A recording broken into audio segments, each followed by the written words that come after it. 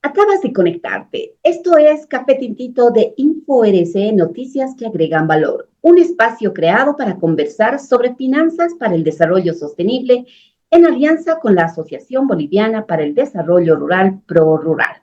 Soy Janedo Porto y les doy la bienvenida. Hoy conversaremos sobre inclusión financiera para mejorar la productividad de los emprendimientos y actividades productivas de la mujer rural boliviana. Esta entrevista es parte del ciclo dedicado al Día Internacional de la Mujer Rural que se celebra el 15 de octubre.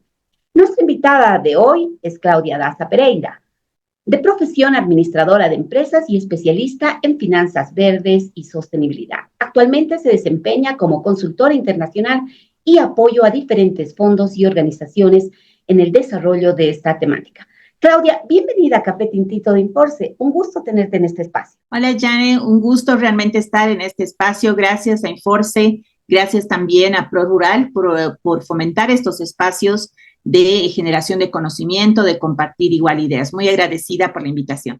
Uh-huh.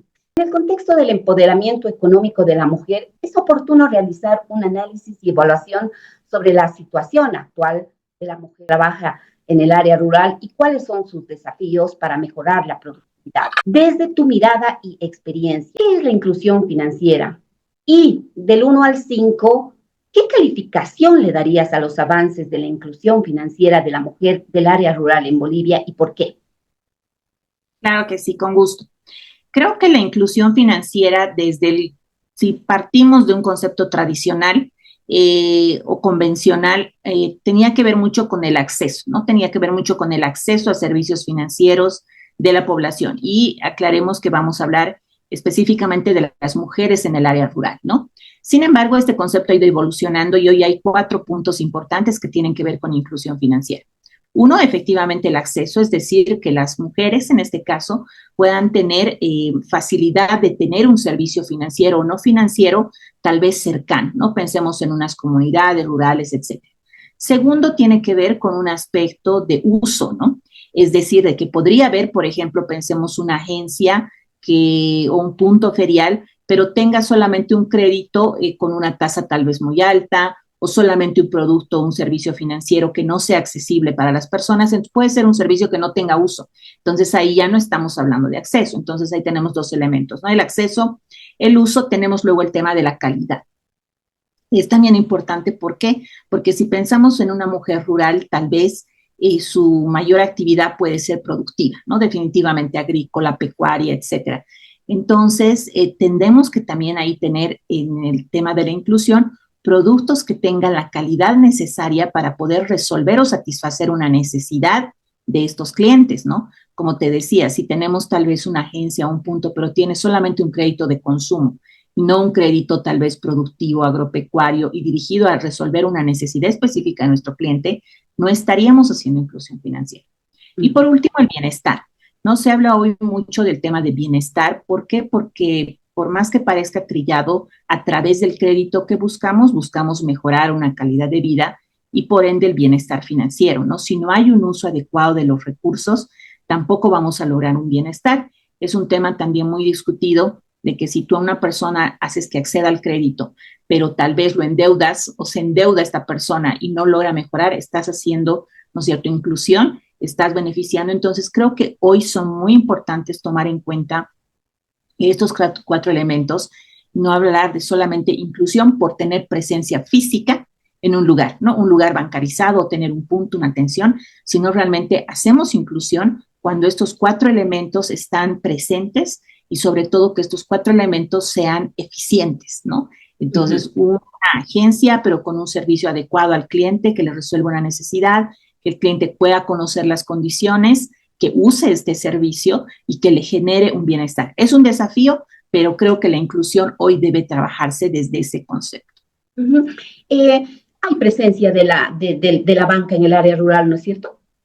Sí, sí, por supuesto que sí. Y me olvidaba la calificación también, ¿no? De cuánto veo que haya una inclusión de la mujer rural en Bolivia, servicios financieros. Yo creo que está entre un 3 aproximadamente, ¿no? Hemos evolucionado efectivamente, pero todavía tal vez no llegamos a un 4 o un 5, porque sí, creo que en los últimos años la bancarización, el trabajo que se ha hecho desde el regulador y por supuesto también con el impulso al sector productivo y las instituciones financieras, hay cada vez más bancarización en poblaciones intermedias, en áreas rurales. Muchísimos, la mayoría tal vez de los municipios están bancarizados, pero sí, si lo analizamos desde el lado de la inclusión, habría que ver igual el crecimiento y la satisfacción, ¿no? Porque tal vez igual hay créditos, pero hay esa satisfacción. Justamente unos colegas que trabajan en temas agropecuarios me comentaban ayer en una reunión y me decían productores específicos, ¿no? En un municipio pequeño en Cochabamba, pero tenían el crédito, pero no sabían realmente las condiciones, no conocían, ¿no? Y decían, es que ahora me he prestado 1,000, pero tengo que pagar, no sé, 300 durante un año. Entonces, ¿cuánto realmente pago? ¿Cuánto era la tasa? Entonces, no hay todavía esa claridad en los conocimientos que se tienen. También es un proceso para las entidades financieras que están llegando a estas regiones y necesitan especializarse en el contexto, ¿no?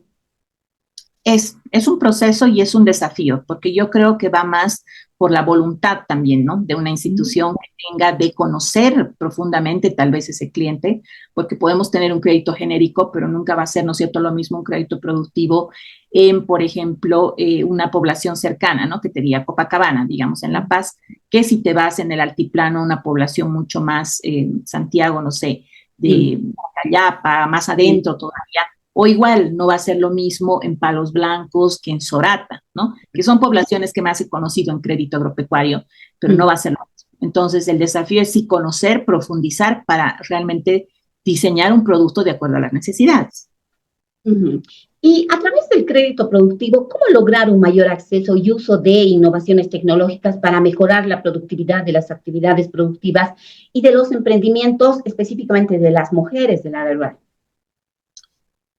Como te decía, creo que las mujeres, ¿no es cierto?, están muchas veces enfocadas, en la mayoría de los casos, están enfocadas al cuidado de, ¿no es cierto?, sea la parcela, sea la finca, sea, ¿no es cierto?, toda la actividad productiva que tiene que ver. Generalmente el hombre puede salir a tener otro tipo de actividades y la mujer se queda a cargo, ¿no? Y también participa de actividades, por ejemplo, de venta, intercambio, ferias, un poco de también comercialización de productos para complementar su actividad. ¿Cómo podría lograrse un mayor acceso? Creo yo que es primero, ¿no es cierto?, conociendo esta realidad y diseñando productos de acuerdo a las actividades específicamente productivas, ¿no?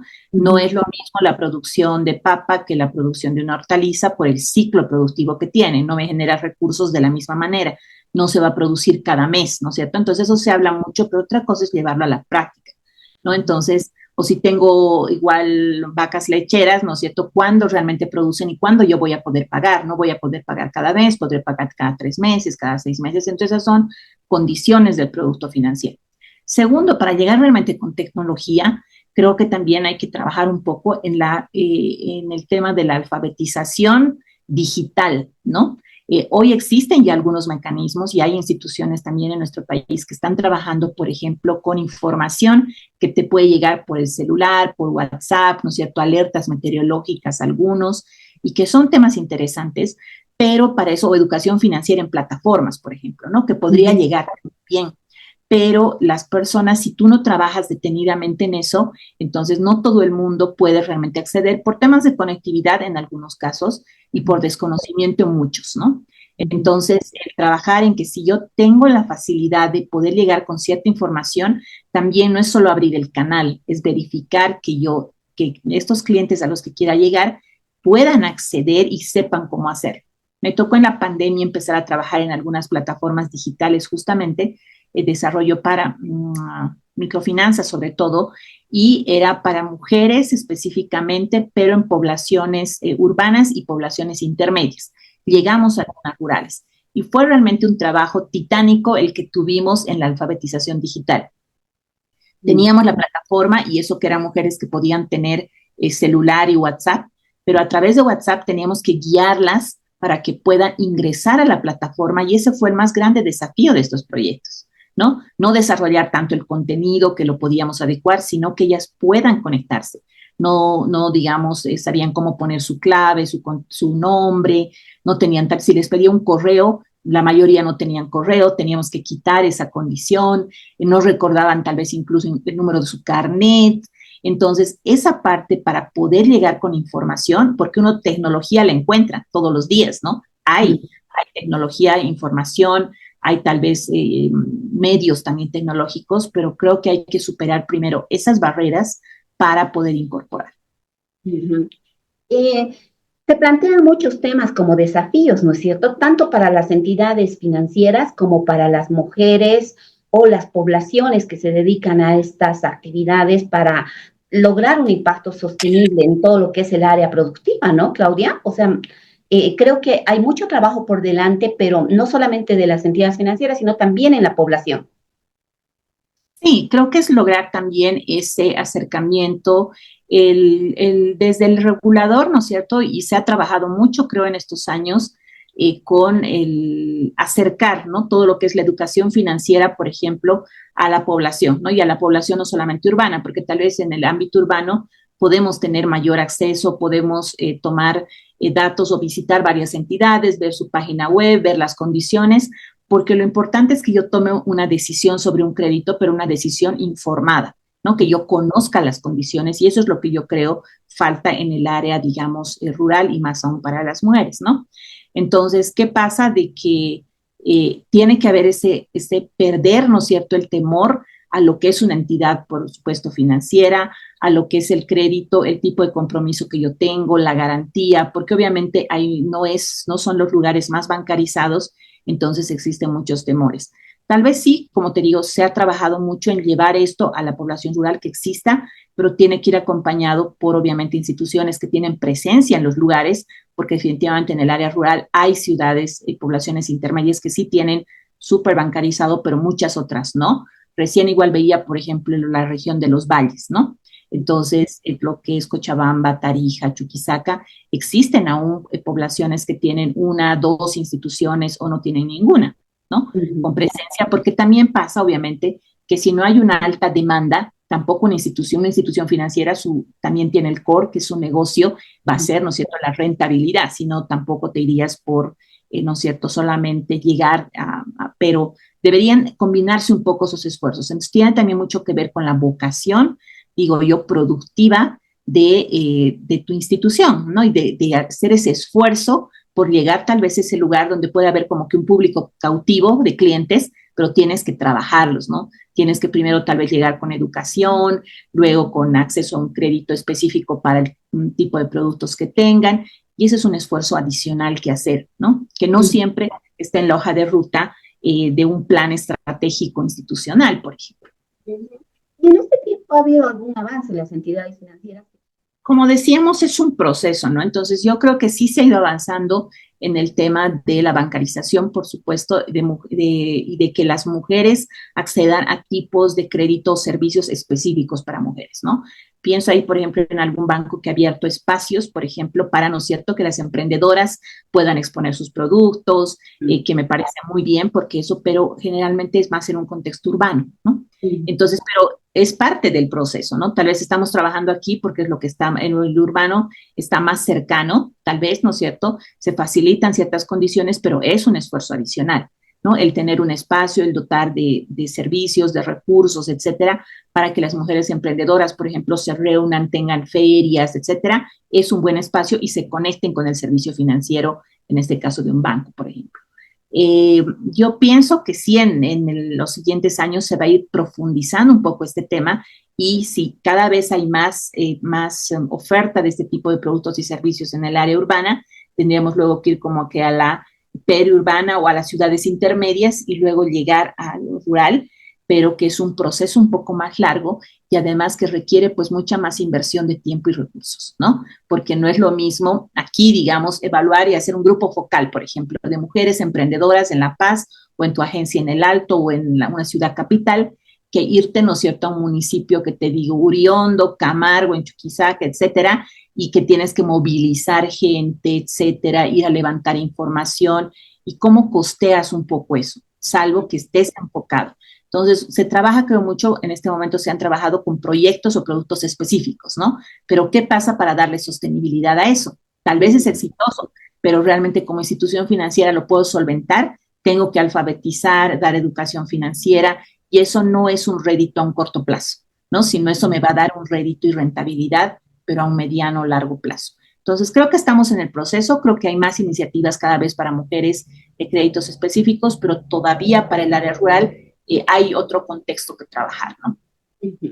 Querida Claudia, agradecerte por tan importante mirada, tu conocimiento sobre todo lo que es el desarrollo, la inclusión financiera. Creo que un día vamos a hablar mucho más de temas verdes y más de sostenibilidad, Claro.